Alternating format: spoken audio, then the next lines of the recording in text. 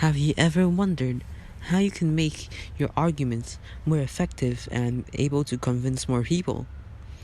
Well, maybe you would think you want to create more arguments or longer arguments.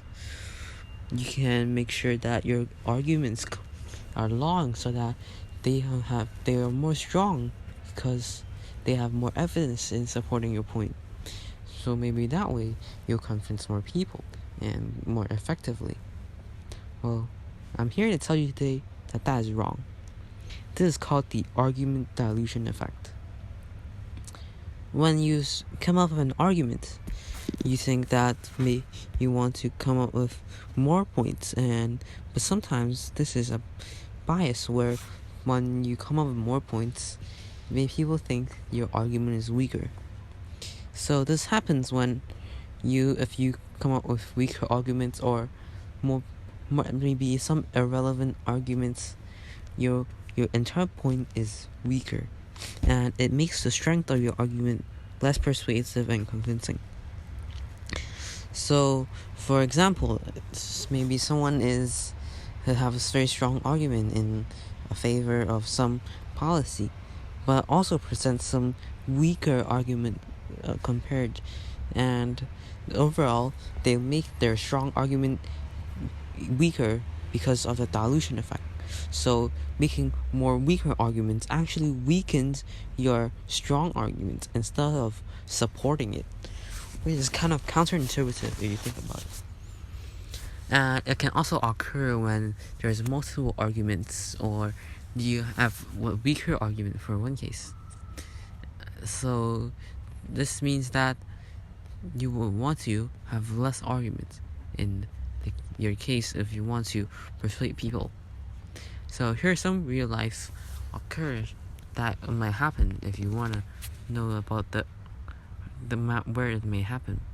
For example, in political campaigns where you want to, so for example, a candidate wants to argue for some to persuade their voters to support them. But if they present a weaker argument that is less strong, it may actually harm them and they will gain less support. And maybe if you're an advertiser and you want to persuade consumers buying a product, focus on being concise with your information and give all that is needed to convince your consumers. Because if you create too many arguments or maybe too many selling points that maybe some of them are weaker than the strongest ones, it may actually weaken your stronger points. So make sure advertisements are clear and concise.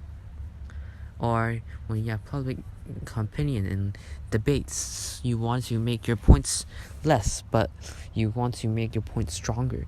You don't want to focus on having too much points presented because it can weaken your argument in a debate. So overall, you want to make sure that you have strong opinions instead of weak, but a lot of them. And if you have argument dilution effect in your speech, maybe what can happen is the audience gets confused when you have weak and irrelevant arguments presented along with stronger arguments, and they can be very confused, and it makes it so harder to understand that the main points or facts or evidence you're trying to present. Maybe the statistics become unclear and they are harder to understand your points that you're trying to make. And it can also lead to uncertainty among your audience because this can make it difficult for them to have a clear opinion themselves and to make a decision to support or disagree with your agreement or argument. And sometimes it can make your audience even disagree your decision. And when both sides have irrelevant information or weak information, they kind of cancel out and it leaves the most important information out, maybe. And it also can lead to skepticism because people they don't try to trust you because they don't think that your argument is good enough, or you have weak arguments and they don't think that's good, and they kind of lose trust in your audience in maybe so that your facts you present may be taken less credit of, and maybe they won't trust your facts so well if you have too many arguments or too many of these facts. And it can make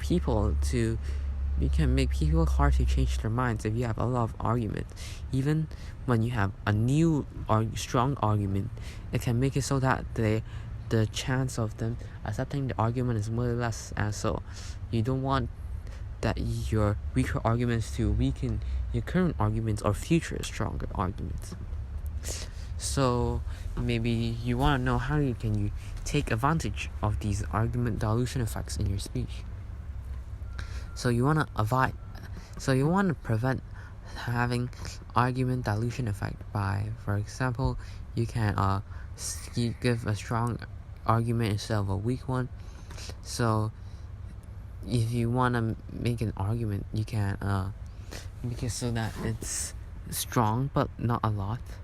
And so how do you take it to your advantage?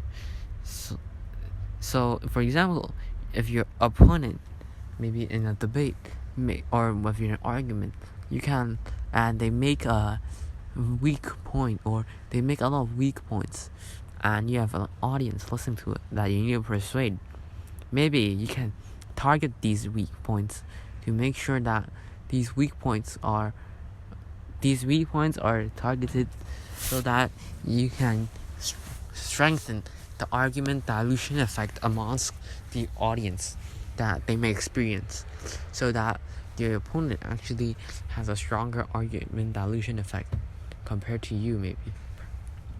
And make sure that these negative effects actually apply to your opponent during an argument or debate.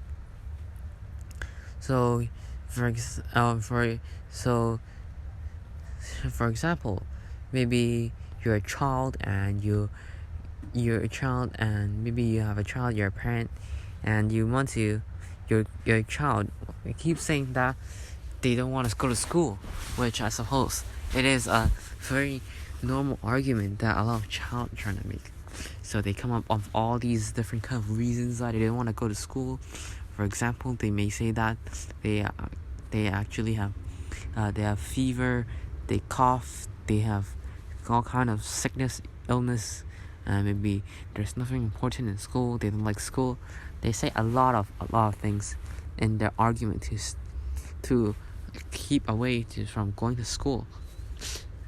So you can tell from having all these arguments, you think that your child is trying to just make these arguments, and you don't believe your child, because your child is in the argument dilution effect, and they try to convince you, but they have the argument dilution effect, which fail to convince you. So your child presents a lot of irrelevant arguments or weaker arguments. Maybe they feel bored, they don't want to go.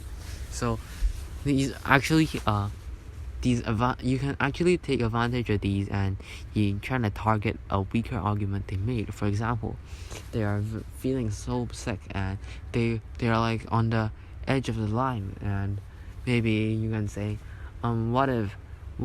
so you think that if you stay home for a day, you can cure from these advantages that maybe are even, like, for example, killing you, or so you can tell them if you need to go to the hospital or something, and this can help because their child's target is to try to convince you to let them stay at home. They come up with all these effects, but they're actually very weak and can be very easily targeted. If you say these are weakness, maybe you need to be treated, and you force them to go to a doctor or something, then they will actually go to, they will just submit defeat to you because they rather go to school than go to a doctor or go to the hospital, because that defeats the point of staying at home instead. So maybe you can make them go back to school at that point. So there's some ways of using argument dilution effect to your advantage when you're actually arguing. You can target the weaker arguments that your opponent give, and you can use it to advantage.